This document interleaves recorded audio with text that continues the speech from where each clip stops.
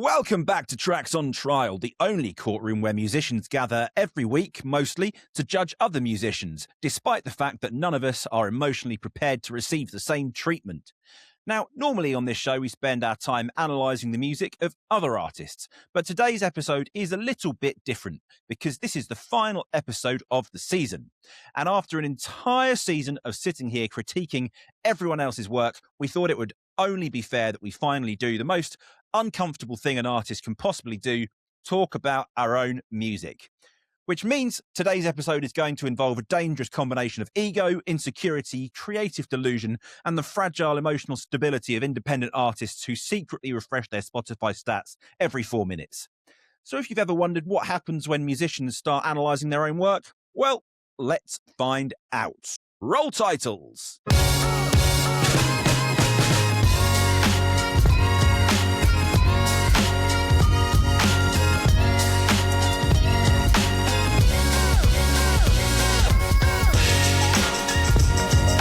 Welcome back then, Tracks on Trial, the podcast where we put music under the microscope and decide whether it's a timeless classic or something that probably should have stayed on a hard drive labelled Final Version V7, actually final this time. I'm Sam, your host, producer, artist, composer, recording, mixing and mastering engineer, immersive audio expert, recording studio owner, educator, and today apparently the judge of my own identity crisis. Because this is the season finale, instead of putting famous songs on trial today, we're turning the spotlight inward and looking at our own music. Now, this is a dangerous move for any artist because musicians fall into two categories. Those who secretly believe they are misunderstood geniuses and those who secretly believe they're frauds who somehow got away with releasing a song. Today, we'll be testing both theories. So prepare yourselves for a healthy mix of ego, self-analysis, artistic justification, and the universal independent artist experience of doing absolutely everything yourself and still wondering why the algorithm hates you. Let's get into it. As always, I'm going to introduce my co-hosts, fellow musicians, fellow producers, and the only people I know who can spend 6 months writing a song and still blame the algorithm when nobody hears it. First up, of course, Andy, originally from Bristol, which is famous for 3 things: trip-hop, Banksy, and people who pronounce the word no like it has 3 syllables. Andy now lives in Australia, which means he's a Bristolian Liverpool fan complaining about modern music while living upside down on the other side of the planet. It's an impressively confusing identity. Andy supports Liverpool FC, as I've said, which means every conversation actually turns into a speech about history and European nights, while he quietly ignores the fact that his music taste has the same transfer strategy as Liverpool in the mid-2000s. Just keep signing the same thing again and hope nobody notices. And he's also the only man I know who can listen to a brand new genre and respond with the sentence, "Yeah, but have you heard Echo Belly?" Andy, mate, we all have. The band ended before the internet was invented. And then there's AJ, our resident American producer, artist, and proud defender of country music, who, for some reason, I can't see on my screen recording. Andy, have you got her there? No, I'm trying to look. I'm trying to find a little sign that she's here, but not getting anything through, even from the future, as I am. There's nothing here. Nothing here. That flux capacitor is not bubbling today.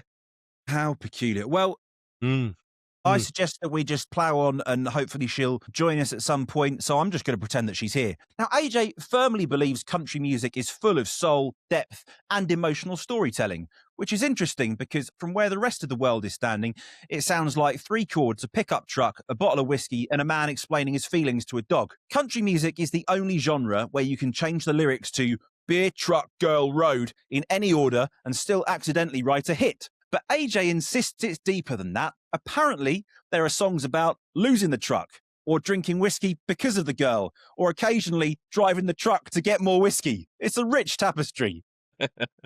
But to be fair, AJ is extremely knowledgeable about the genre, mainly because Americans are the only people on earth who can listen to a banjo and immediately become emotional about freedom and gravel roads.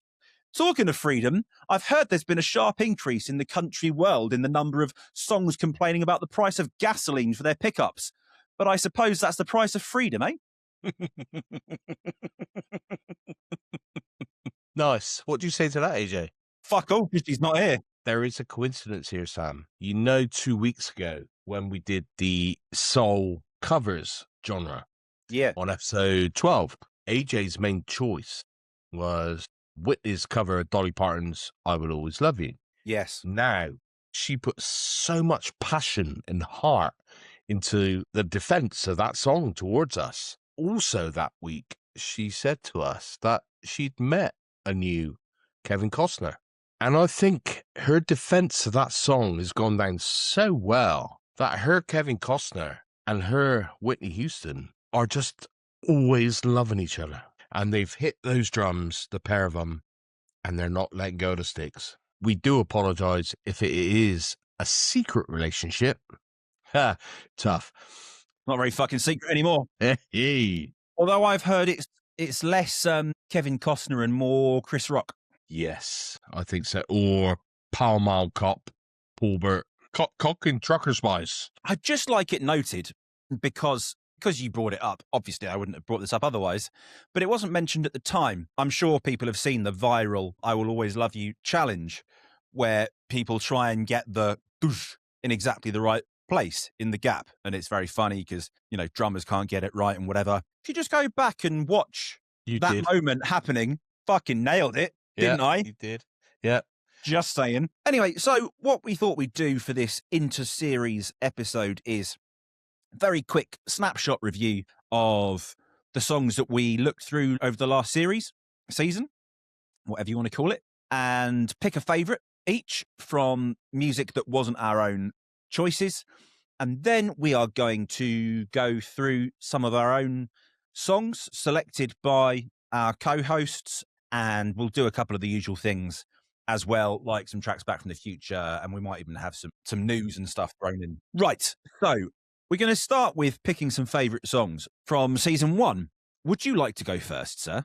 Okay, yes. There was a lot, and the beauty of this podcast and doing this podcast, and kind of as we said towards the end of last week's show when we closed the season, we hardly knew, we didn't know each other at all when we started this. You and I had met and had a drink or two over the course of the award weekend. I never met AJ, you did. We tried it out and it went from there. And I think it's been a great success. So the beauty of that, though, is three people's points of view and music tastes. And, I'm a fair bit older than you two as well. I feel like, the Emperor to Luke and Leia, or Papa Vader Smurf to Luke and Leia, So I'm trying to nurture you two pups into the world of the 20th century. And no, the point of this being, it's opened up so much music I wasn't aware of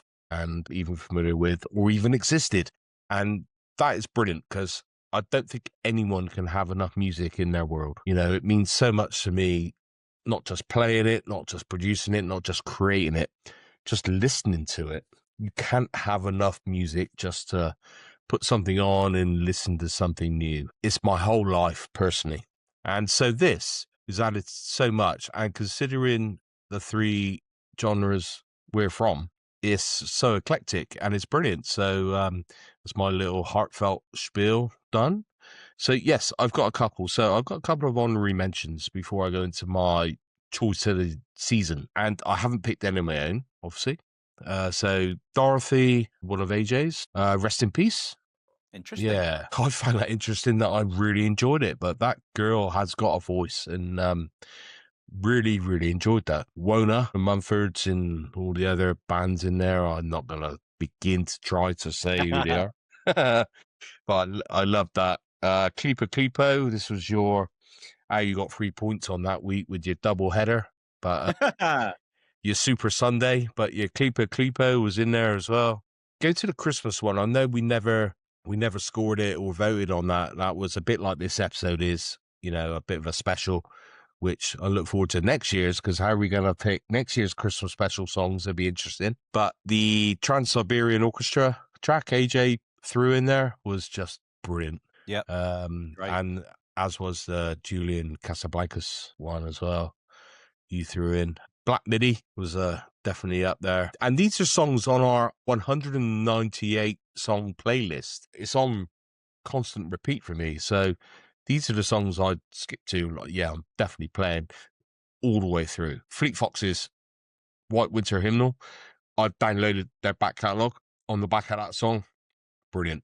AJ's Francesca Tarantino the other week, Spider on the Wall. Really, really loved that. And Michael Kiwanuka, Cold Little Heart. Just absolutely brilliant. Yeah. So, from none of mine, but from your two, yeah, loved those two. Loved all that. It's really good.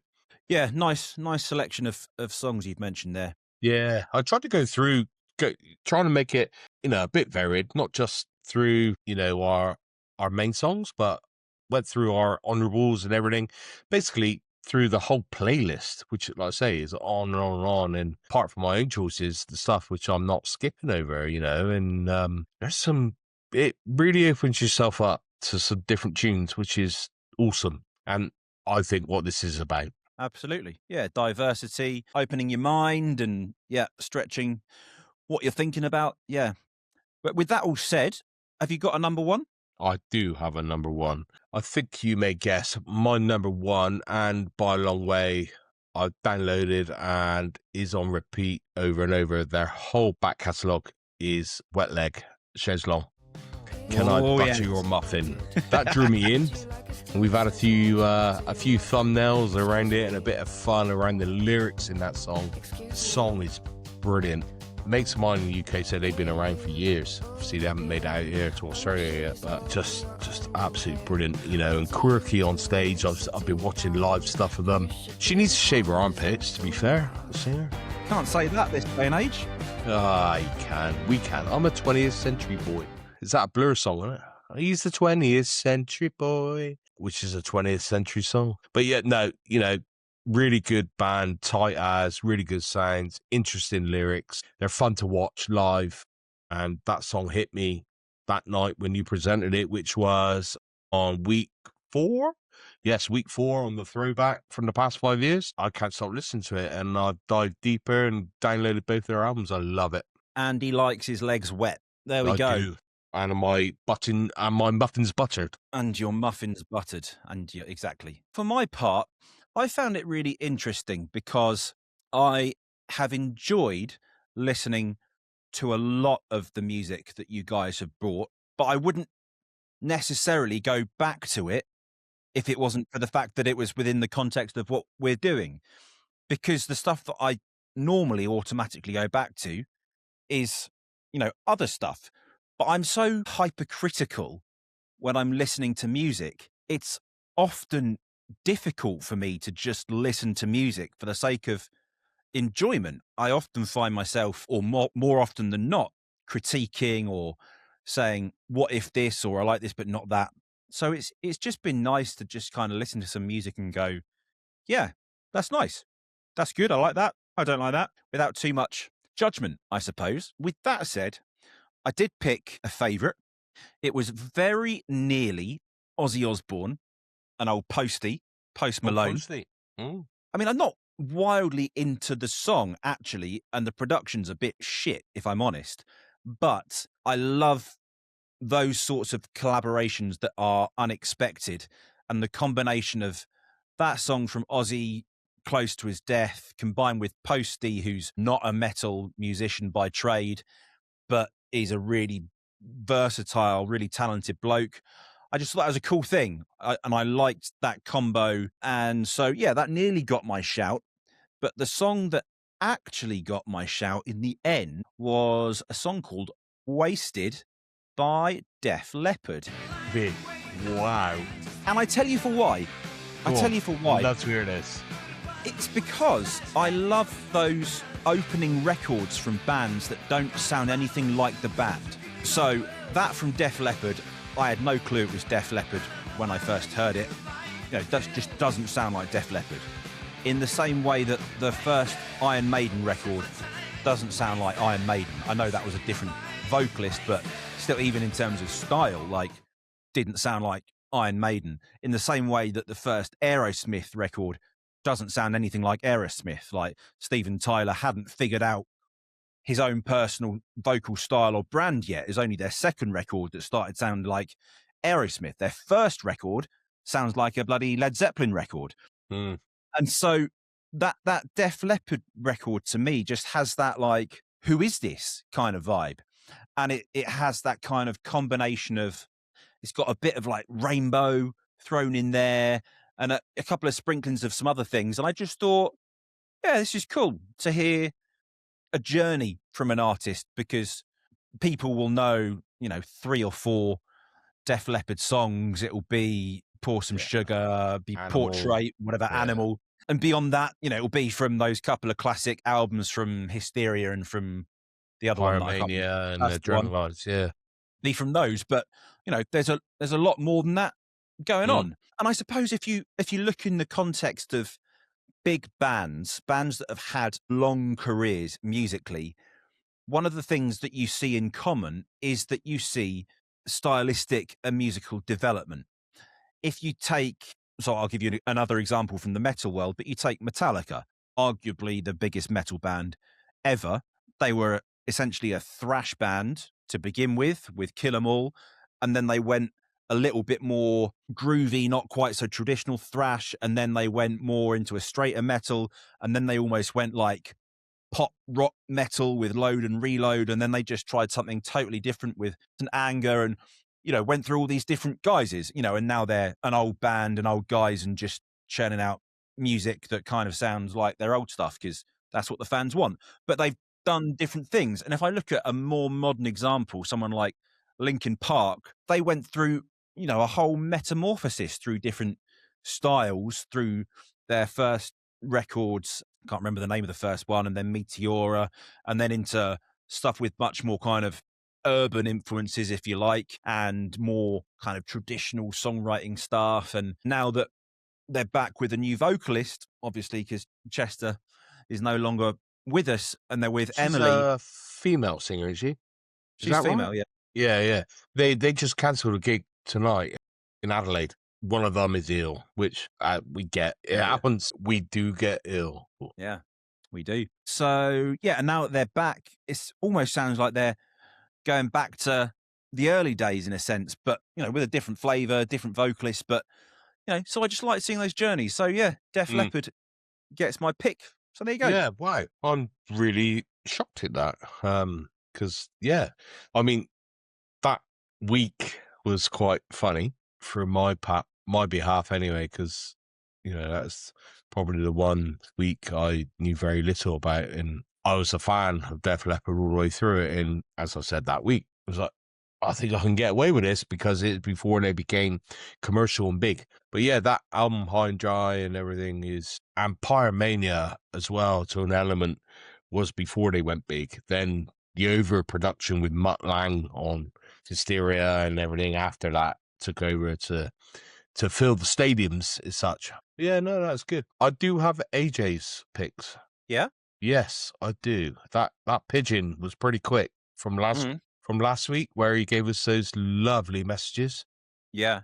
Okay. So, Go on then. she threw the pigeon up and he's just dropped it in here. So, her main one was World in Motion, New Order England football team.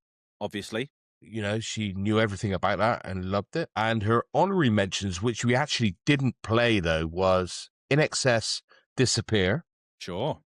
And, I can't remember the name of the band. Todd, someone, Missing You. You remember the dance? Everything But the Girl, Missing You.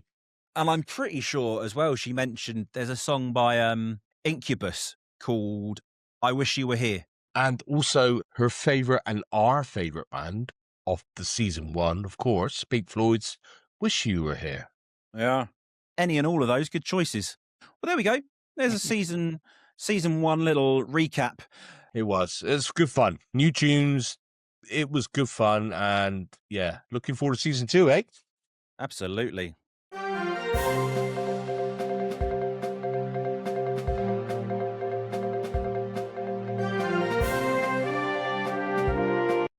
There we go. It is time for the news of the week. Are you ready? Strapped in? Do it. Let's go. Independent artist insists it's about the art, not the money. Statement released moments before checking Spotify for the 47th time that morning. Study finds 92% of independent artists are about to blow up. Researchers note that the remaining 8% are currently redesigning their logo for the 4th time in the month. Independent musician announces new single deserves to be heard. Budget constraints mean it will instead be heard by 3 friends, 2 cousins, and 1 very supportive ex-girlfriend. Artist spends 400 hours writing, recording, and mixing song. Promotion plan scheduled for Thursday afternoon between work and dinner. And those were your independent headlines for the week. And with that, we're going to move on to some artist picks. Now, what we've done here is that we have each selected some songs from each other's catalogues of music. So I've selected a song from Andy, I've selected a song from AJ, vice versa. So what we will do here is, why don't I give you yours and you give me mine, and then in the next round a bit later we'll do AJ's bits. Yeah, Sounds good. Yep. okay. So I have picked a song of yours which is called Rain Check. Now, I picked this song because I liked its energy. The immediate thing that I got from it was a kind of Nirvana-esque territorial pissings type thing from Nevermind. I'm pretty sure that track's on Nevermind, the infamous Naked Baby record, amazing record. And the more I listened to it, I got a couple of other kind of things. I got a bit of that kind of Sid Vicious-y Sex Pistols type thing. And I just liked like the raw energy.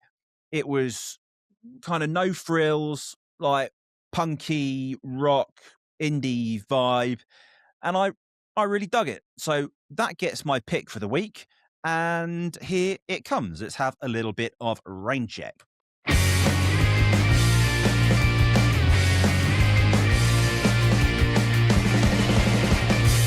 baby, you're pulling me in. Back up, baby, you're burning my skin. I got the compact, I'm out of the fight. I'm off to Vegas, I need the bright lights. I'll take a rain check tonight. I'll take a rain check tonight.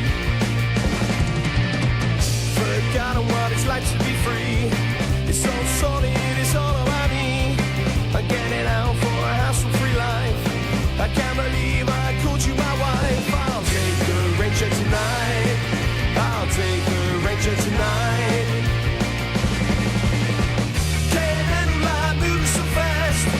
Just for once, I wanna be last. I'm getting out so I can sleep fast. The time's right now, we're taking a chance. I'll take a rain check tonight.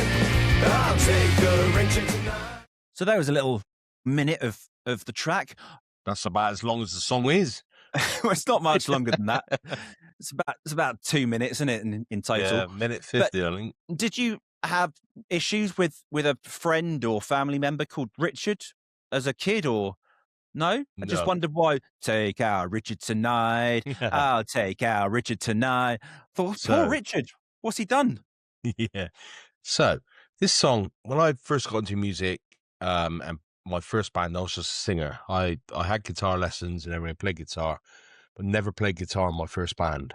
And it wasn't then till after my first marriage went wrong and I was going through a divorce. So I moved back in with my mum and dad. My dad's a guitarist, and I closed yourself off on the weekend, go and get drunk.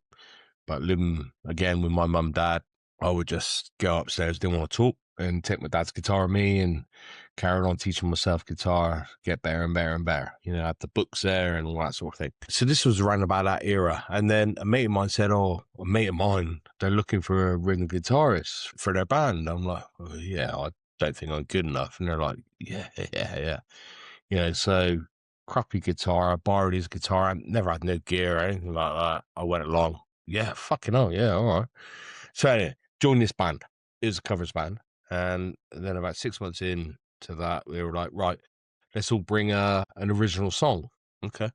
So this is 2003, something like that. And so I wrote this pretty much in half an hour. I mean, it's 4 chords. It's 1 minute 50 You know, it's pretty, like I say, punky, bang in your face, boom, boom, boom, you know, and got the tune right. Okay, let's just finalize the lyrics. So the lyrics were, I can't believe I called you my wife. So there's an element, dig it, my divorce, obviously. But I'll take a rain check tonight bit is I had a month's fling, 6-week fling with this girl. For me, it's pretty casual. I wasn't obviously ready to settle down, going through a divorce, and she was like, oh yeah, I love you, fucking give me every minute of your day. And I was like, nah, see you later, dumped it there and then, and I'm taking a rain check tonight. That's where that came from. So yeah, no Richard. A bird, quite liked her actually, but she just come on too fucking strong. I wasn't ready, get the fuck out. And at that point it was like, I just joined the band playing guitar. I'm sorry, nothing's coming in the way of that. You know what I mean? It's like, here we go. I'm 20, 27, 28. Nothing's happening there. Sorry. The rest of the world, just stop. I'm in a band. I play guitar. Yeah. And that's where that was, mate. That's the first song I ever wrote as well. Very, very first song I ever wrote. And that recording, where you said to touch on the high energy of that recording. So that was recorded live in the studio, Attic Attack Studios in Bristol, in the UK. So that was recorded live, and obviously dub and vocal over the top. But I think the drums really make that song. They often do. 100%. If you get it right, I mean, you can do minimal and focus too much on drums, and it goes horribly wrong, doesn't it? I think if you keep it simple but keep it high energy, and Dan, when you watch him gig, he was constantly sweating. He was put everything into it. He could play refined and lay it back and, you know, chill it out. But that, when we recorded it, it was all just the kick and the snare. There's hardly anything else on the toms, you know. It's the kick and the snare and the odd cymbal crash, you know, and it made the song. It didn't need to be anything else. There we are. All right then. So why don't you throw one back at me? What song of mine have you chosen, sir? Okay, right. I'm going back at you, Sam. I couldn't find one because it's all shit. Only joking. I wouldn't be that rude either. No, I love listening to your back catalogue. I think I was listening to your latest EP, and metal's not my thing. It was growing on me, but I picked from yours and I went through it, and I noticed you had it genreized as indie alternative, which was like, oh, okay, right. Let's dive in here. And I went with Home. So there's another song on that EP as well. Please remind me. I haven't written it down. What's the third song? The Spice Girls cover. Drive? No, the one after it. Brave, the fourth track. That's it. Yeah, sorry, Brave. Yeah, I really, really like that as well. Oh, that was amazing. But the more I listened to Home, it kept dragging me back. And when we spoke about it, you're right. There's two parts. It's like two songs amalgamated into one. I love the build and the raw and the edginess of that first 2.5 minutes. And that's the song in itself. And then that second half, the next 2.5 minutes kick in. And that's just, gotta say, mate, that's genius. It's brilliant. Absolutely brilliant. The build, I'm all for that. See, I'm a sucker at heart with euphoric build, anthemic songs. And that second half of that song is that. And I hate to reference you against this, but it's very Coldplay. It's very stadium rock. And it's brilliant. It's absolutely brilliant. I loved it. And even on the way in from work today, is just listening to it, is loving this. No, repeat. Love it. Well, that's very generous of you. So, yeah, let's hear a bit of it. Here it comes, Home.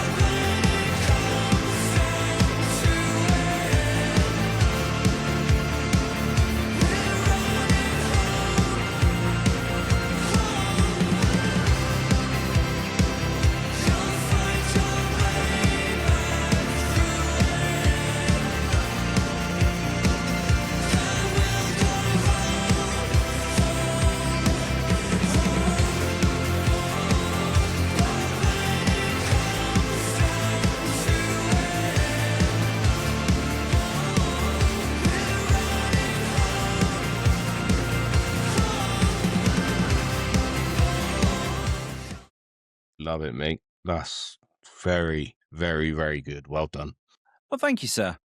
So the guy that I worked with, there's 3 EPs, I think, with a guy called T2. His name's Tim. Him and I were in a band together for a number of years. When we went to university, I met him at the University of Leeds in 2006 and joined his band. He was already in a band with some guys, and we were together until the end of. We moved in together after uni in Oxford, all of the band, for a year, 2008-9. So we were together from like 2006 to 2010. Played some big shows with people like Elliot Minor, the Pigeon Detectives, and You Me at 6, and the Sunshine Underground, and some. We had got some really good slots, and we made a record, and then for various reasons we stopped.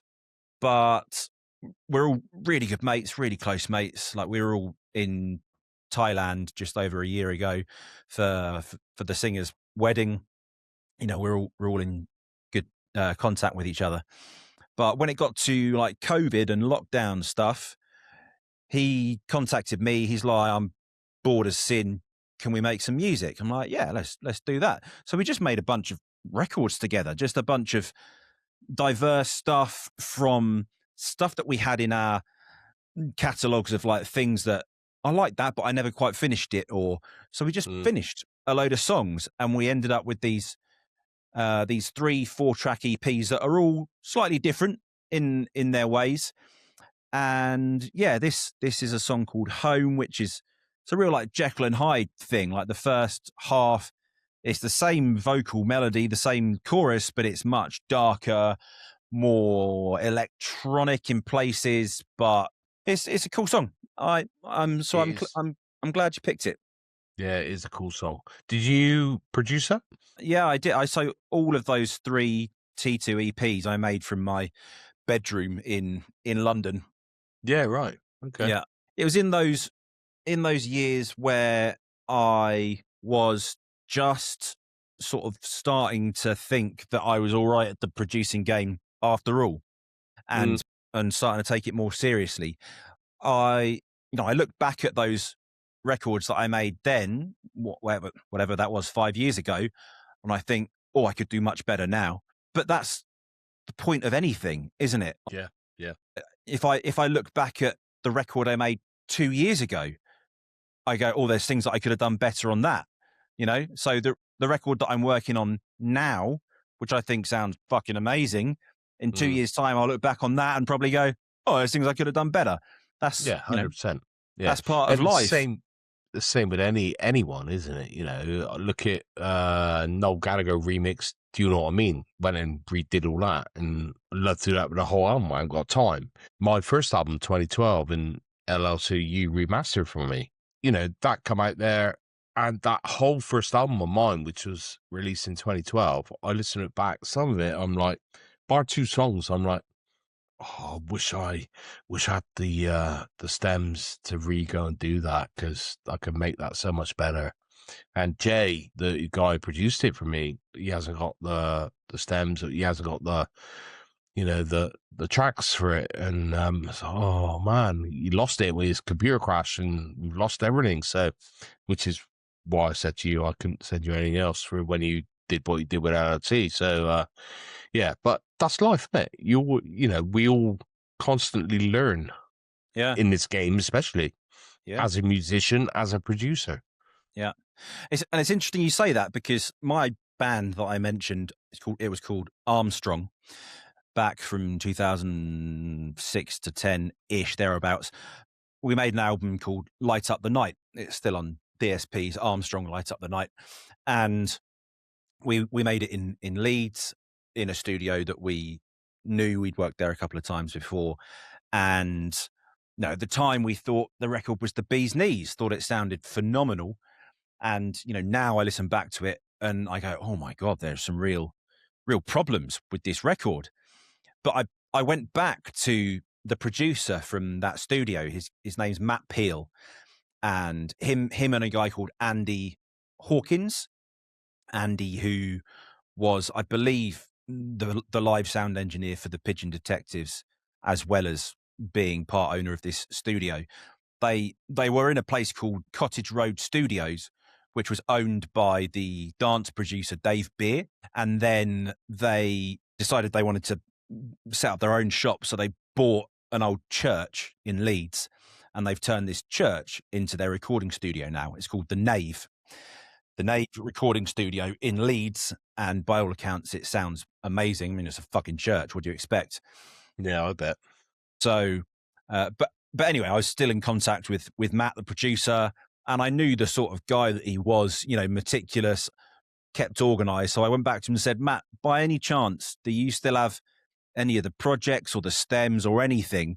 Bearing in mind, we made this album in the summer of 2008. And he went, oh, let me have a look. And he rummaged through and he sent me everything, like the original projects, all the original stems, everything. So I've been now going through all of the album and remixing everything. Like, it's taking me months and months. But basically redoing the whole record to make it sound modern and good by my ear these days. I get it, and I would love to do that on my first album. But is there something also, that's where I was in that time, that's what happened at that time, that's where it was, let's do something different? Do you know what I mean? I think it depends on where you are in life. For me, this bit of the journey is about nostalgia. I'm never going back to being in that band. I'm never going back to that moment. But I look back at those times and the memories I have with those four other guys, and the carefree living, just going to play shows all up and down the country, just drinking way too much. Like, we were sponsored by Jägermeister, so we just had free Jaeger like every gig that we had, and this record is just like a little time capsule for me. But it's not a time capsule that needs to remain untouched. It's a time capsule of these songs that, I've opened the box up now and I can take the songs out and I can polish them to make them sound how I want them to sound now. It's not like, I suppose it's not like if you were Oasis going back to, I don't know, was it Definitely Maybe the first Oasis record, or What's the Story, or one of those, and saying, oh, I need to remix those entirely because they need to sound 21st century, not 20th century. That's not the point. It's a bit like, even going back to the 70s and remixing the Jam and the Pistols, it's like, well, you're going to take everything about that away if you did that now. Yeah. And what's the point? Well, the point for me is that I want to, because I want to hear the songs how I'm hearing them in my head, rather than listening to a version that isn't quite representing the songs in the way that I want them to. It's not for anybody else. It's purely for vanity, because I and we, the five of us, want to hear him that way. Yeah, and that's cool. Like, to be able to get hold of those masters. I would love to have that with my first album, but being a producer and put your own stem on that, that's golden. But yeah, no, it's just a question. Just wondered if you wanted to. Was it a nostalgia thing, or was it a need? Yeah, I'm nostalgia mainly. Yeah, cool. We wanted to hear those songs in a modern format, so I'm doing that for the guys because I'm nice like that. Are you going to release it? Yeah, we'll chuck it out on DSPs. Just for the schnitz and schniggles. I think it is time for a little bit of this.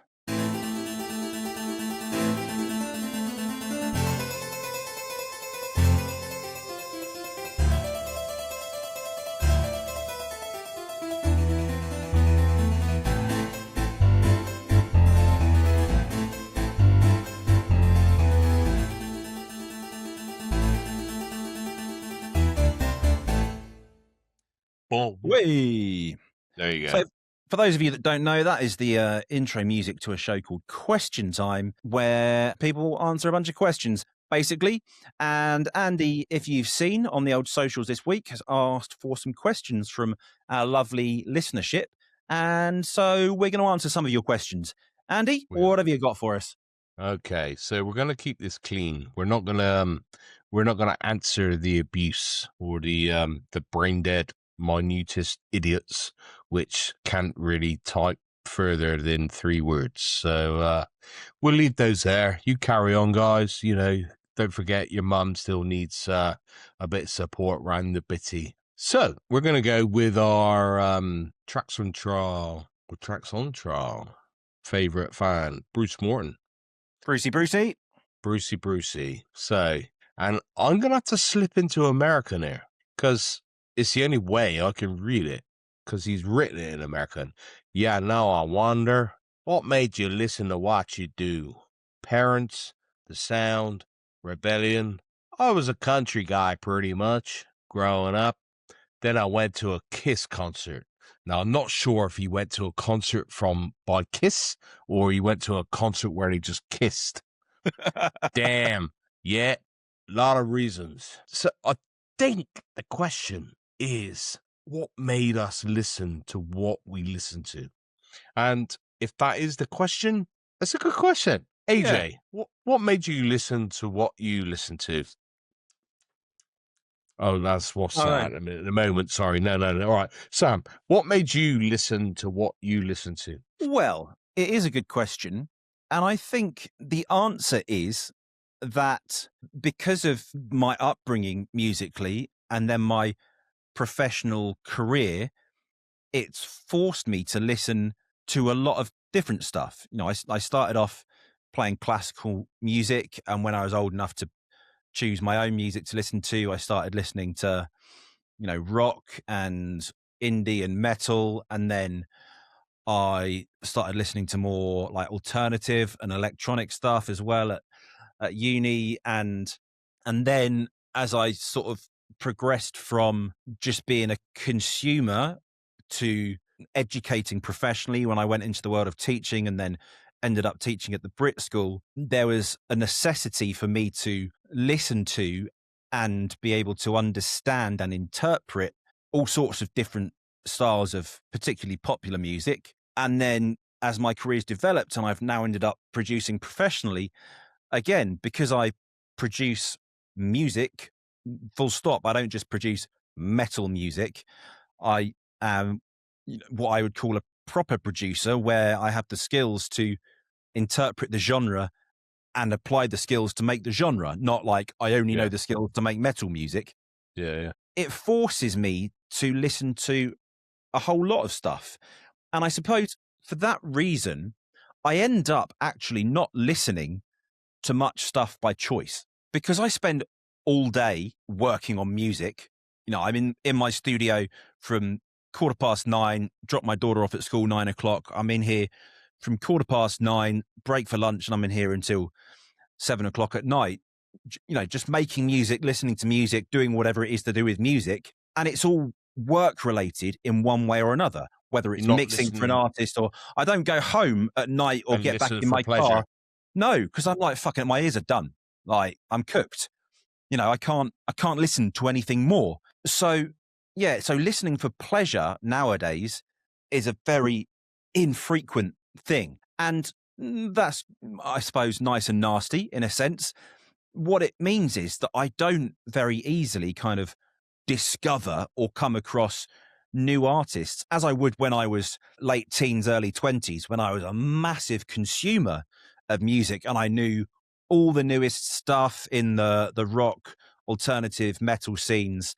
You know, I was on it, and have you heard whoever's new record? And I love what they're doing here, and that sounds a bit like this or whatever. As my career has required me to listen more from a professional perspective, my stance as a consumer has reduced. And I suppose that answers the question of what's made me listen to what I do now. Is the professional journey has forced me into listening to a wide range of stuff, which is great. But it means that actually I don't come across much new stuff. You know, so when artists come into the studio, they're like, oh, I sound a bit like whoever, or I'm like, all right, yeah, I'll have to go and listen to stuff, because I haven't got time to sit here and listen through the latest top whatever. Yeah. And they're I'm not working. going to want you to do that while you're charging them by the hour either, are they? No, exactly. Yeah. So, but the point you made there of going back in the day, like 18, 19, 20, 21, when you were on the cuff and knew everything. I was saying, at that age, you knew everything. I was going to gigs before they broke. I was at the Fleece and Firkin in Bristol in 1994, the day Supersonic released, before anyone heard of Oasis. I was there. There was 50 people there, on that tour before it went mad. I was on the cuff, me and a couple of mates at Glastonbury all the time and all that sort of shit.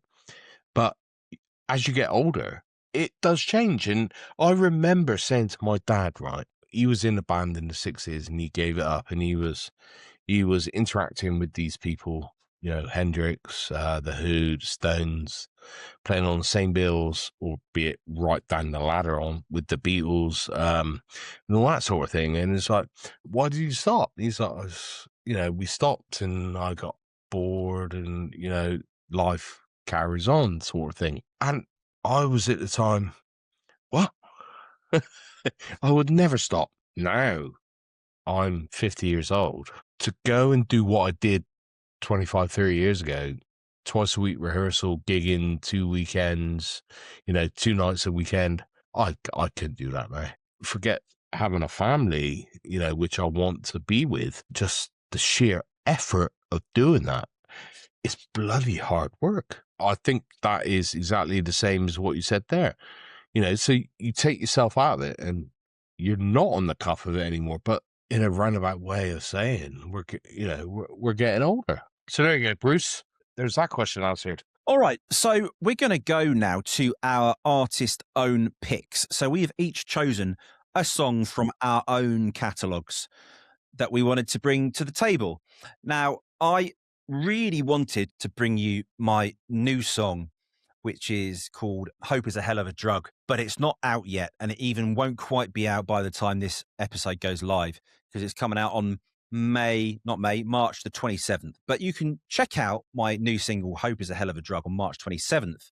But haven't bought that for you. So I've gone back to my record from last year, which is called Artificial Ascendancy, which is, I think, the world's very first metal symphony. Now, I entered into a lot of conversations with people in the old comment sections. You know what people are like in comment sections. No, it's fucking not. You don't know shit about shit, blah, blah, blah. There's all these other bands that have made metal symphonies. Now, allow me to explain. There is a great cosmic difference between symphonic metal as a genre, i.e. bands using elements of the symphonic orchestra and incorporating them into a metal band, versus a metal symphony, which is nothing to do with the instrumentation of a symphony orchestra, but is everything to do with the structure and harmony of a traditional classical symphony. So when I say metal symphony, it's because it's written in 4 movements. Each movement structurally is written in the same way as the movements of a traditional symphony. So you've got a sonata, you've got a theme and variation, you've got a scherzo, and you've got a rondo at the end. And harmonically, it all develops in the same sort of ways.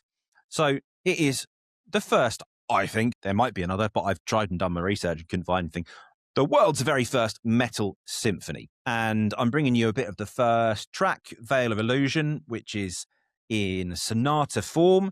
If you don't know what that is, go and look it up, because I'm not going to bore you with education like that for now. But here is a little bit of it. And I know that you don't even mind this because you told me so yourself. So here's a bit.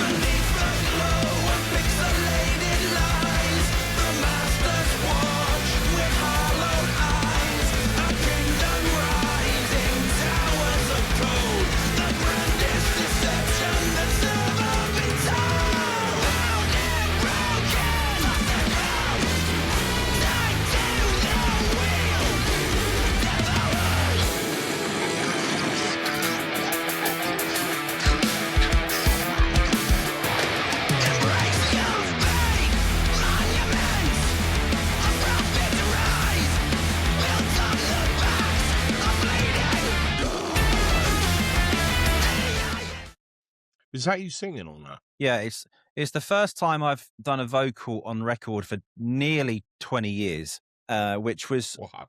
a daunting process. And I was really apprehensive about putting it out, but I did. And I'm really pleasantly shocked at how complimentary people have been about the vocal and the range and the delivery. It's the first time ever that I've done anything shouty as well.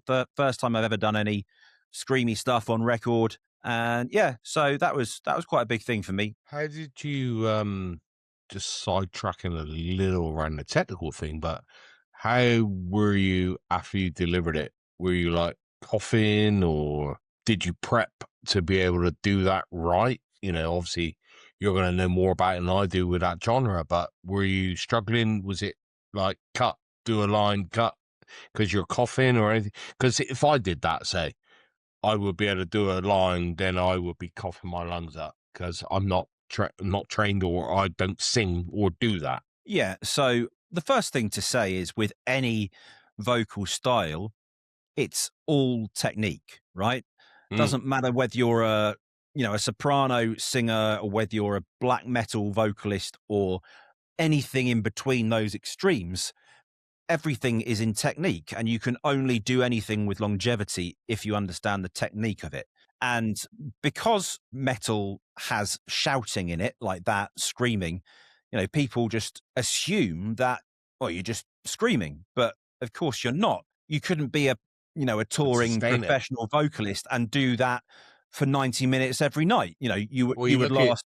Dave Grohl, who goes from Everlong into Monkey Wrench and then screams his bellows out during that, and then back into times like these on the mellow pipe. You know, if you're not singing properly in from the diaphragm, where I know that's where you're going, then you couldn't do that. Yeah, everything's technique. So in terms of vocal screaming, it's about, a lot of it is to do with understanding your vocal folds. So in your throat, and about figuring out how to manipulate basically how they're vibrating in order to get the distortion in your voice. And the common misconception is that when you're screaming, it's really loud because you're screaming, and it's not. Like it's no louder than singing in a normal context or even speaking. But, you have a microphone, and a microphone's job is to capture and amplify the sound. You don't need to be screaming at the top of your lungs. So to answer your question, I basically watched a few tutorials from channels that I know on how to initiate that technique. I practiced a bit to the point where, yeah, I can do this without killing myself. But because I was, I'm very new to it, I put my voice out a couple of times doing it, because I don't have the muscle memory or the strength to do it. But I was at least trying to do it whilst learning some of the correct technique, which allowed me to finish the job. Because if I was just shouting at it, then, you wouldn't last 5 minutes, frankly, because you just do your voice in. The inevitability is that if you are self-taught at anything, you will have learned bad habits in one way or another. I'm a self-taught guitarist, and I learned some years down the line that I hold my plectrum wrong technically. And because I hold my plectrum wrong, it pretty much prevents me from ever playing a pinch harmonic. Am I going to relearn how to hold a plectrum? No, I can't be bothered, because, all right, I can't play a pinch harmonic. It's not the end of the world. I'm a self-taught drummer. So, I was never trained in any rudiments. And does that limit the fills and the style of things that I can play on a drum kit? Yeah, of course it does. Does it mean that I'm going to go back now, age 39, and start learning rudiments? Probably not. I haven't got time. But, if you're self-taught anything, whether you know it or not yet, you will be limited in one way or another. Of course you are. Yeah, 100%. I'm the same. Guitar, my dad taught me, like I say, my dad's a very good guitarist. He taught me minimal lessons at junior school and had private lessons, but predominantly it's a lot of my dad, and then self-taught, like I said earlier in this show tonight, when I got divorced and moved back in with my mum and dad, got the Oasis Beatles book out and taught myself everything. Bass, I've taught myself. Piano, taught myself. production, I've taught myself, mixing, everything, I've taught myself. Yeah, I'm the same, mate. And like I said, I'm 50, so I'm not going to do anything different. But, there you go. One for the young pups. There we go. Anyway, Artificial Ascendancy, 4-track EP. That was a bit of It's cool. Veil of That's Illusion. Good. Yep, very good. Very good indeed. I'm glad you enjoy it. It's always a nice sign when someone that wouldn't normally listen to your music says they got through it. Absolutely. No, I'll say it in my bag, and we've spoken about this in season 1 before, but no, I did enjoy that. Okay, on to yours, and I believe you were giving us a song called The Cunning Linguist. Be careful how you say that. Exactly, listeners. This isn't no sexual thing, okay? This is, anyone English listening will know Baldrick from Blackadder used to say, I am a cunning linguist. He did. Yeah. He did. This song was a Howlin' Hayes song. So my band, I was in originals band just before we moved to Australia. This was written just at that point of time, and I love it for the lyrics. Lyrically, is the best song I've written. It is all about my experience at Shakespeare's Globe in London. Went to visit Shakespeare's Globe on the Thames. I know it's not the original place. The original place is in Warwickshire, but there is a replica on the Thames, and I went round there. You did a tour from it. I took inspiration from it, and the inspiration being a struggling Wordsworth, a struggling poet, trying to get a gig, trying to perform, trying to recite his words, getting heckled at, getting rotten tomatoes thrown at him. And this song lyrically is all about that. Put the words to it. The band, Howlin' Hayes, loved it, and we put it together. Never put it out as a single, just because the initial feedback on it wasn't, there was better songs on the album, but it went down well live. And lyrically, I won an award for the lyrics on this recently at Elite Music Awards. Play it, see what you think. And here you go, The Cunning Linguist.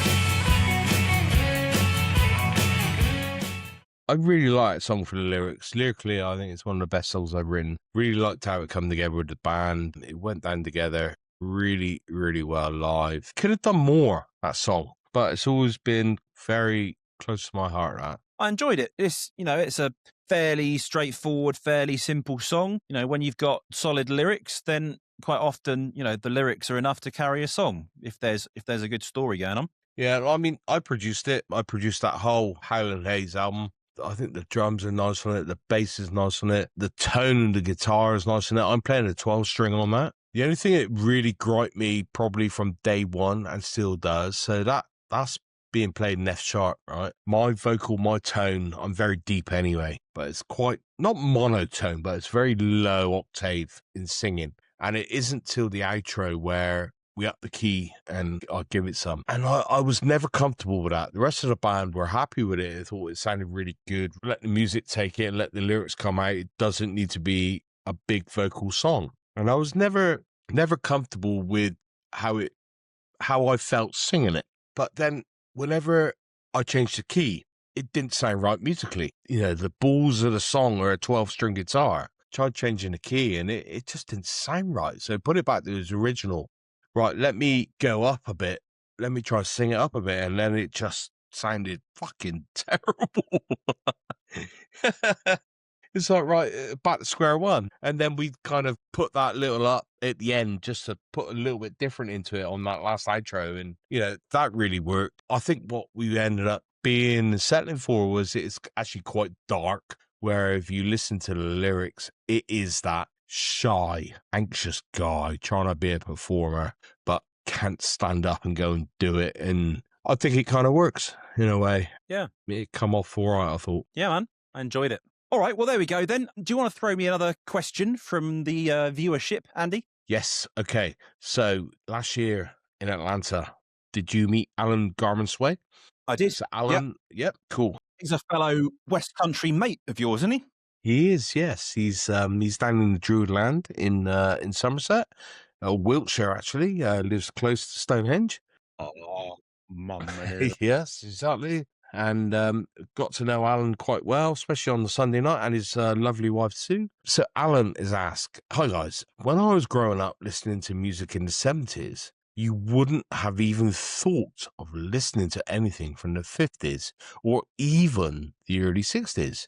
Nowadays, music that 50 years old, like early Led Zeppelin, has a huge following and influence. What do you think has changed to make this so?"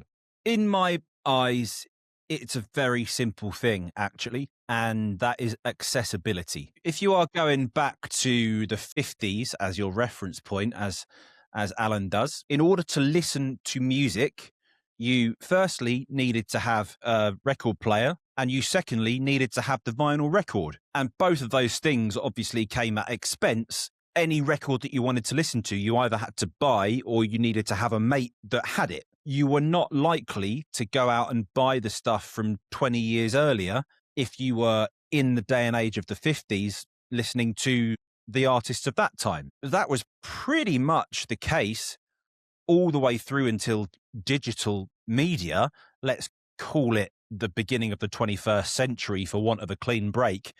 Okay, now physical media got a lot cheaper. So by the time you got into cassette tapes and CDs, you were able to pick up an album for a tenner, let's say. You could get an album for a tenner and then things were a bit cheaper. But, you needed the physical disc to say, I'm going to put that into the player and listen to it, or I'm going to borrow that from my mate and listen to it. Whereas now, for the same price or a bit more, I can listen to any song that's ever been made ever in the history of music, for 15 quid a month or whatever. So the accessibility makes the options for influence infinite. That's all I can put it down to, really, is... That is what I was going to say, but I'll add to that as well, is when you're younger, or go back to my age, and Alan, you'll probably agree as well, is you listen to what your parents listen to. So I remember when I was early teens, 10, 11, 12, my dad's mum and dad lived 35 minutes away from where we lived. So every other week we'd go down there for Sunday dinner, or anytime we were in the car on holiday, put the music on. And until the point where I was a little bit more dominant, play my cassettes, Dad would put his stuff on. And usually it'd be 60s mega mixes, things like that. A lot of it is to do with what your parents and your family are listening to. That's definitely going to be a starting point, isn't it? I still remember some of the cassette tapes that were in Dad's car, like Buddy Holly and ELO, and that's part of my musical upbringing. Doesn't necessarily mean that that's what I listen to by choice now, but it's part of my route. Anyway, nice question, Alan. Thank you. We'll do this and then we'll do another.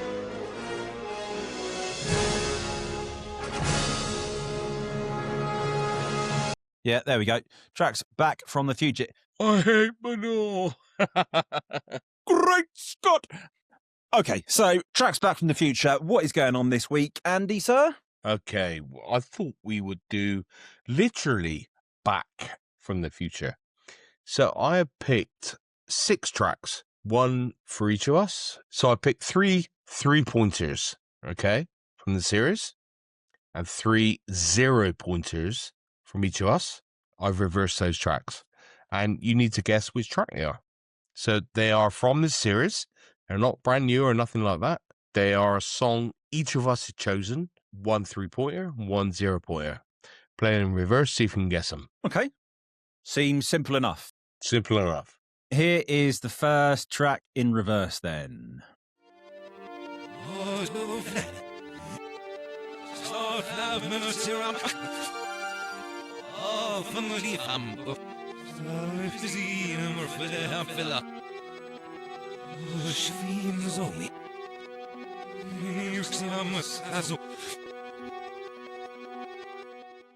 The thing that is, I believe, giving it away to me is the synth.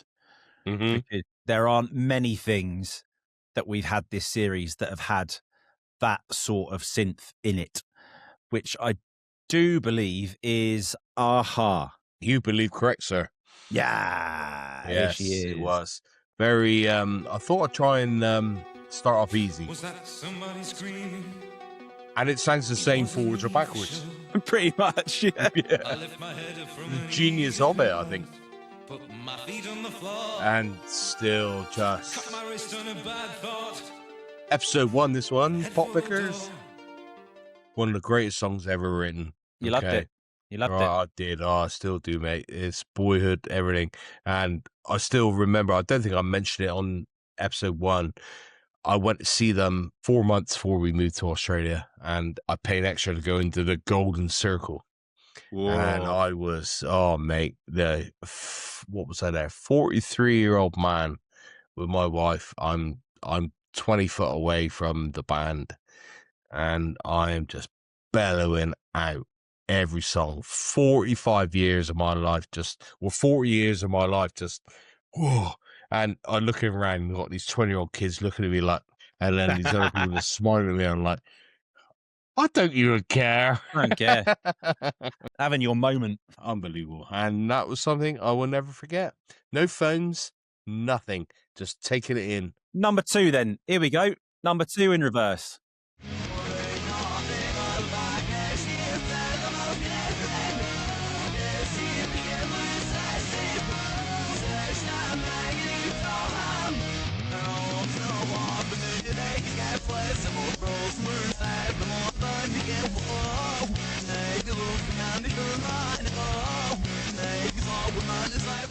Gave it away towards the end there. Well, it's got that pop punky thing going on, and I'm like, well, who have we had that sounds like Green Day, Sum 41-ish? And I think the only one that we've had was by a band called Sugar Cult. Was it not? It was. No one yet. Sugar Cult. Good work. Good work. Whoa. Whoa.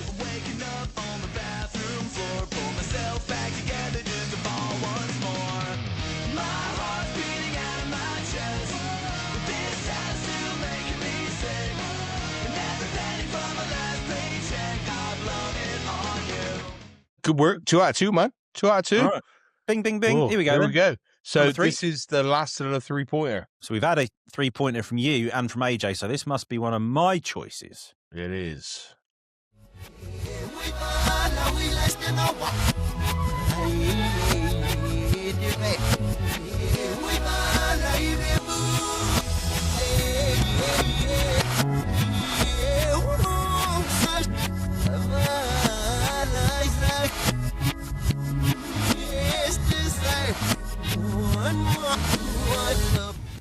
Oh, babe, I love the way. Every day. It's big mountain, isn't it? It is. I had to throw that back in again. Yeah. Ah, son. Anthem it.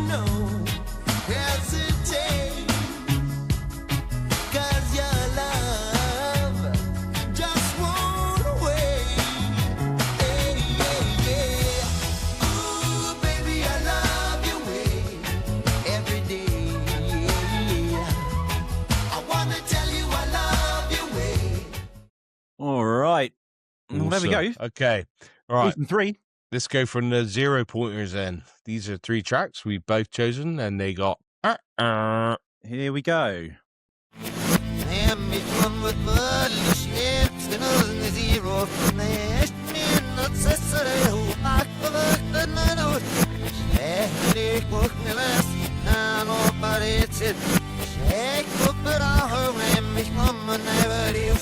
Yeah.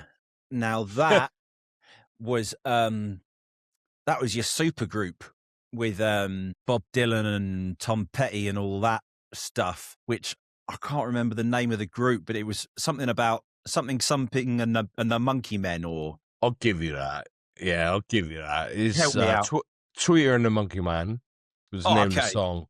Right. And the Traveling Wilburys, you got it. It's a super group. Yeah. George Harrison, Jeff Lynne, Bob Dylan, you can hear there, Tom Petty and Roy Orbison. Tweeter and the Monkey Man were hard up for cash. They stayed up all night selling cocaine and hash to an undercover cop who had a sister named Jan. For reasons unexplained, she loved the Monkey Man. Just genius lyrical song. I get why, but lyrics are just amazing. You're near there. I'll give you half a point for that one. Give you half a point. Yeah, fair enough. Right, flopper number 2 then, I guess. Flopper number 2.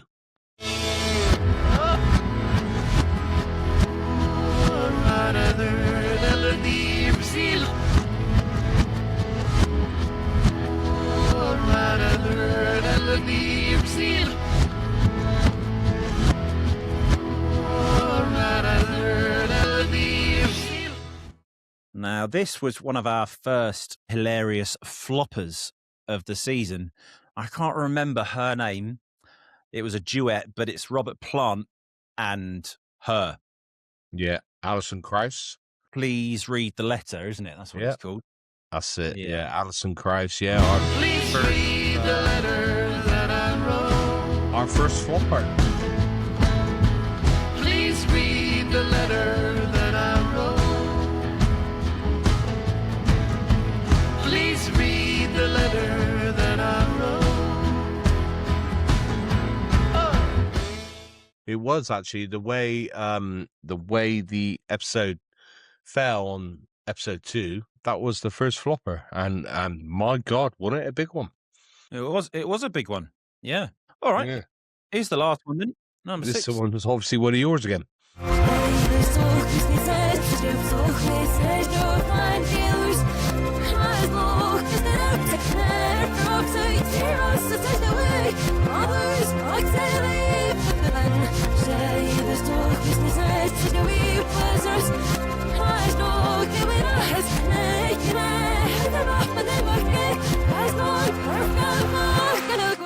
Yeah, even backwards, I recognise her voice. Yeah. I've heard it for many years. That is young Natalie Shay.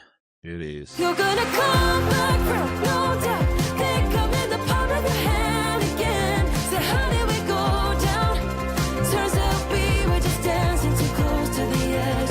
And now that the feeling's gone too long, you were just a sorry excuse for a friend. It's better to cool down.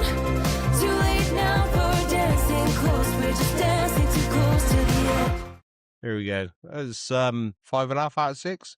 Yeah, I'll take that. 5.75 out of 6. Yeah, I'll take that. I'd like that. That's fun. All right, throw me another bone then. Another question from the crowd. All right, okay. So I've got a couple here then. This is from Chris Sanderson. So he lives in South Australia, in the Riverland, where I used to live from. He is asked, with appreciating the 3 time zones as its own challenge, outside of that, what's the most challenging episode to record? And what made it challenging? And what would you do different? Well, if I reflect on the first few episodes, we were really still figuring out each other and figuring out where our boundaries lied in terms of banter and sense of humor. And, we swiftly realized that there weren't many boundaries. But with anything like this, where you're doing something for the first time, there's always teething. So I think we've had some sort of technical something or other from one of us for, the first 10, 11 episodes. It's only the last few that are starting now to feel more of a professional standard. And that, refers to the editing, That refers to the picture quality, the audio quality, the scripting, the flow of the episodes, the style of presenting, all of it. You know, it takes you some time to develop a groove and a style and to learn the ropes of anything. People always say, you know, you learn by doing, right? We've learned a lot of stuff going through this first season. It's been really time consuming at times, either from a planning and scripting perspective, you know, trying to find relevant songs that really suit the brief, or from a, you know, a post editing perspective. I've had some absolute nightmares in editing where it's taken me, you know, 7, 8, 9 hours to edit one episode because of various fuck ups. There's a lot that goes into making you know, a 90-minute podcast that you don't think about. And there's a lot of cost to it as well, actually. All right, you know, we just sit here and we chat about music. Well, that's nice. Well, okay. But if I was charging that pro rata according to what I charge in my studio, then that would be €80 plus VAT for 2 of my hours. And then you've got my planning time for that. So that's probably another 2 or 3 hours. And then you've got my post time of editing, and that could be another 4 hours. So all of a sudden, in terms of my time, it's worth a day's work of my week to me. That's €280 plus VAT. But then I do extra stuff in the evenings for promotion and working out marketing campaigns and planning strategy and stuff. Likewise, you're planning bits of content for the episodes. You're doing all the social cut downs and all the social postings and responding to people's comments and blah, blah, blah. You know, so if we add in just the man hours alone, plus the administrative fees to have the tools to do it, whether it's my fee to Riverside, the platform to record, or my fees to Adobe for editing, or the RSS distribution to podcasting platforms, you know, we're knocking on the door of 1,000 bob per episode in terms of billables to do the thing. The prep work is the key that we all put in to this to make it what you want to hear. And our time on top of our day jobs is what goes unnoticed, which is the same, to be honest, mate, as being in a band, isn't it? Because you go to a pub, you watch a band for an hour and a half. What you don't see is the 2 rehearsals a week, the time it takes to get there, the time it takes to get home, the time it takes to load, the sound check, the practice, and all that other stuff. No one sees that. They see an hour and a half of a gig. And this is the same. But we love it, and that's why we do it. People have a moan about the cost of things, right? Oh, function band, your 4-piece function band, I want you to play at my wedding. You're going to charge me what? $2,000, $2,500? Well, fucking damn straight. Like, Yeah. if you think about all of the expenses that goes into that, even down to things like, you know, you play in a suit, you've got to clean your suit once every couple of gigs because it gets sweaty. You need new strings, you need new drums, you know, new drum skins, new sticks. You've got to put petrol in the van. You've got to keep your website updated. You've got to, you know, there's, as you say, rehearsals, rehearsal rooms, like that. There are so much costs. And then actually you're getting a functions band who are going to come, there's 4 of them.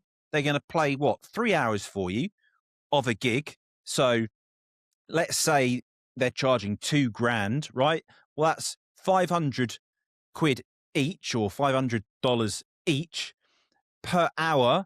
That's what, like 160 per hour. But then you break that down into how long it takes to learn the songs, how long it takes to rehearse those songs together, and all the other fees. Yeah, it's a hard thing to explain. We love what we do, not just doing this podcast, which, you know, we're on 14, 15, this is episode 15, and we do love it, the banter. But as Sam said, it does cost, but same as us musicians, and that is what goes unnoticed. And so many thousands of musicians out there do so much for nothing. Yet you go to a pub and they give you £100. What, between 5 of us? Oh, shit. It's not even, you can't even fill the fucking car up on that. Not these days. It's like, no, not even back then. I don't think they'd even let you in the petrol station at the moment with $20. Yeah. But there you go. But I mean, think about the expense of making a record these days for anything. Now I'm in the blessed and privileged position of having my own recording studio. So I have, other than my overheads for having a studio, I don't have rent. I own the place. I just got to pay my bills to keep the lights on. I don't have musician expenses because, at least on the record I'm making at the moment, I'm doing it all myself. So I save a shit ton of money there. But if I think about how long it's actually taken me to make the records, I've made 2 singles now, they're done. I reckon they've been 4 days of studio time each. So if a band was paying me, that would be Over $1,000. 280 times 4 plus the tax. So you're over $1,000 there. There's been artwork for each. I've got an amazing deal with an artist, but it's costing me 160 per record. I'm doing animated lyric videos. Can't afford to do full music videos, but lyric videos, they're costing me nearly 200 each. And that's just to have the product before I do any promotion on it, to pay to get in front of people for reviews or playlists or whatever else. It's costing you 1,500, $2,000 just to make the record before you even try and get anyone to hear it. You never get any money back. No. So, if you don't love it, then just stop, quite frankly, because it's not worth it. Exactly. I thought it was time, though, that we looked forward to season 2, which we begin to record. We begin to shoot season 2, episode 1 next week, and we need to introduce the subject matter. Season 1, we had 2 wheels to spin. So we spun a wheel for a category. So that might have been like a festival favorite, or that might have been debut release, or whatever it might be. And then we had a second wheel for the genre or the style. So it was metal or its derivatives. It was mainstream. It was hip hop, rap, whatever it was. Season 2, we still have 2 wheels, but they are expressed slightly differently to give us, I think, a little bit more flexibility in terms of how we can select music, which I hope will lead to an equally diverse, but perhaps even more eclectic season. So this is our categories wheel, if you like. So we've got all sorts of things on here, from debut song to side or solo projects, controversial genre-defining songs, biggest flops, reinvention songs, under 21-year-olds, small town songs, one-hit wonders, all sorts of things on this wheel. So the first thing we need to do is spin this wheel and pick a category for next week. Are you ready, sir? Let's go, man. Let's go. Here we go. Whoa. Oh, and we are starting with controversial songs. Songs that sparked backlash, confusion, or divided opinion. What a way to start. Is that a little bit of a homage here? Us controversial. So we start season 2 with a controversial song? Imagine that. I mean, we ended season 1 with a bit of outlandish controversy with you flopping Eminem. Controversial or what? No, it's well just. So there we go. That's our categories. Now, the second thing that we need to decide is what genre, if you like, that applies to. So let's go to this second wheel, and you'll see that we haven't got genres specified here, but more characteristics. So synthetic, vocal driven, heavy, minimal, atmospheric, organic, dark, big dark. So rather than, it needs to be metal this week or it needs to be ska this week, there is flexibility to find whatever guitar driven or beat driven song you want within the category that is there. So I think this will lend to a really diverse, as I say, an eclectic selection of music. So we're going to spin this wheel and we're going to find out what controversial music we are selecting. Here we go. This is going to be so interesting, man. Controversial. We want controversial atmosphere. Wow. Atmospheric music. Immersive, textural, or emotionally expansive soundscapes. That's interesting, man. I'm going straight back to Kid A then. Flop. There we go. All right, well, that's Anyway. interesting, mate. That's interesting. We're going to have some last picks from us. So the song of mine that she chose is a song called Pestilence. This is from the record that I released, or was released in 2024, 2 years ago. It was an official project by the video game developer Massive Monster for their hit indie video game Cult of the Lamb. And it was a global collaboration with lots of big names from the world of metal. Howard Jones, best known for being vocalist in Killswitch Engage, Matt Heafy from Trivium, Scott Lepage from Polyphia, like some big names. Anyway, we did this wicked, I think, awesome 6-track record. This is Pestilence, which was the 4th song on the record. Vocals is Matt Heafy, and this is kind of the end bit of it.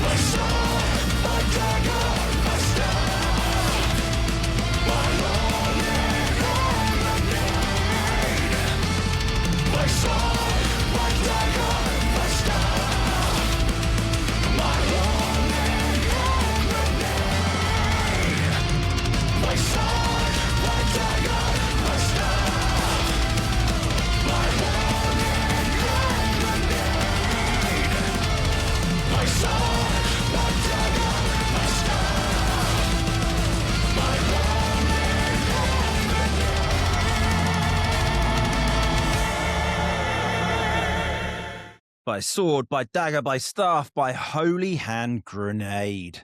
Obviously, lots of video game stuff in the lyrics, and it's all about the characters from the video game and stuff. But super cool project. It's won a whole bunch of awards, that record, and got several million streams across the various platforms and stuff. Yeah, amazing project to have written, arranged, produced, and worked on. What an amazing project.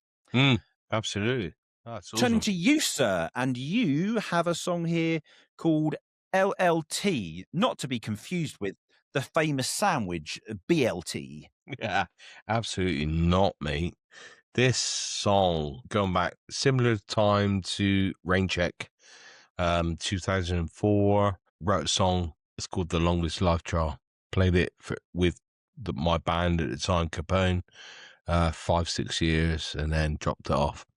When I released my solo album in 2012, my producer at the time, because I didn't do any of that then, Jay, remixed it, redone it, and it come out what it was. On my first album, released in 2012, wow, yeah, bang in there. He's rapped on it as well, and then a light is shone on it again this year within the ISA family. It's on Rick Spin's number 3 at the moment. Sam, you very kindly remastered it for me. It's just like picking off a 22-year-old song is just seen a whole lease of life. And there's a line in that song: all you see is all you can hear. First lyric I ever come up with pre joining the band, and I hadn't even written that song. And then it found its way in, and a symbolic moment in my life. And it made its way into there. And this song now, in 2026, a 22-year-old song is having a massive light shined on it in a moment. So, you know, let's rock the mic. Here it is. BLT. I mean, LLT. Yeah. Sounds are all shaped with fear. All you see is all you can hear. Same old words repeating in time. How they don't wear like an old rusty line.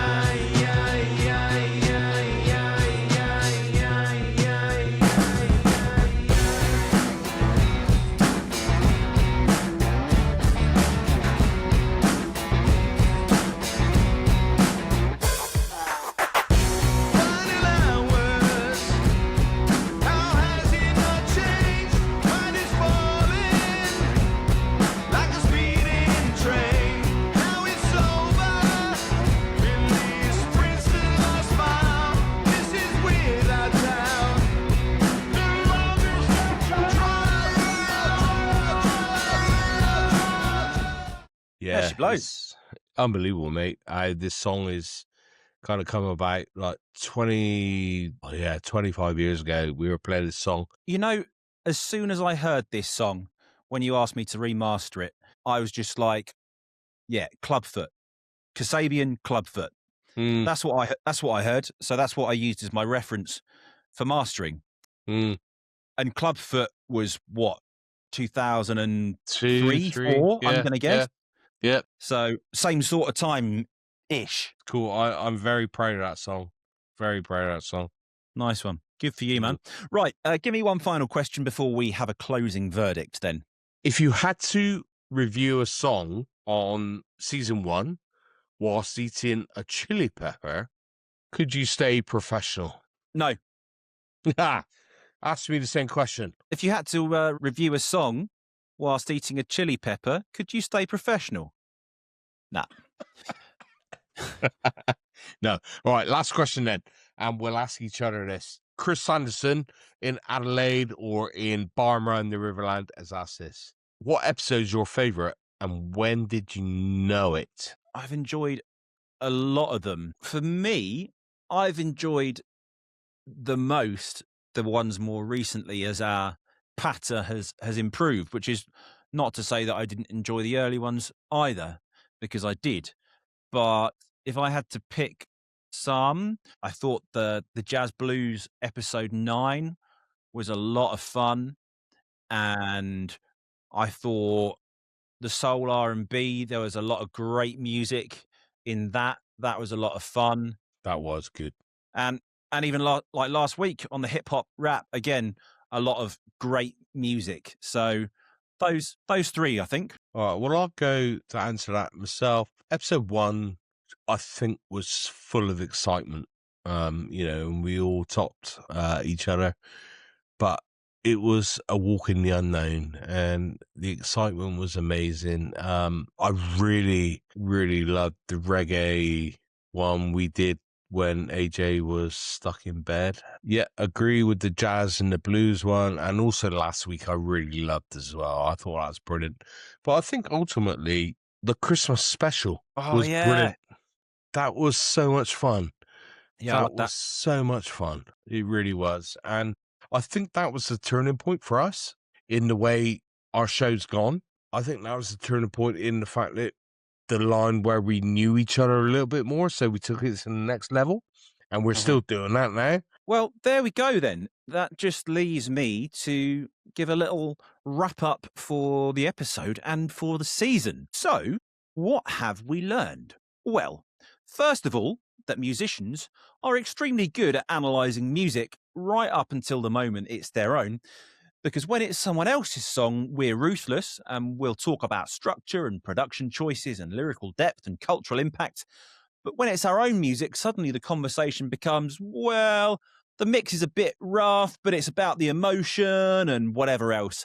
And that, in many ways, is the life of an independent artist. You spend months writing a song, weeks recording it, far too long obsessing over a snare drum, and then release it into the world with a marketing budget that would barely cover lunch.